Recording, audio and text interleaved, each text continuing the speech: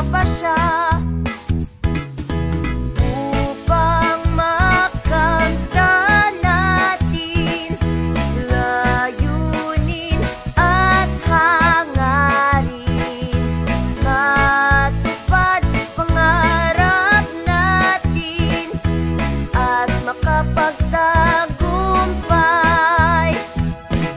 Kayo'y dapat maging determinado, tibay ng loob ang kailangan nyo, marunong sumunod sa lahat ng utos ng ating Diyos. Dumating man mga pagsubok, magpakatatag at huwag matakot, laging magtiwala sa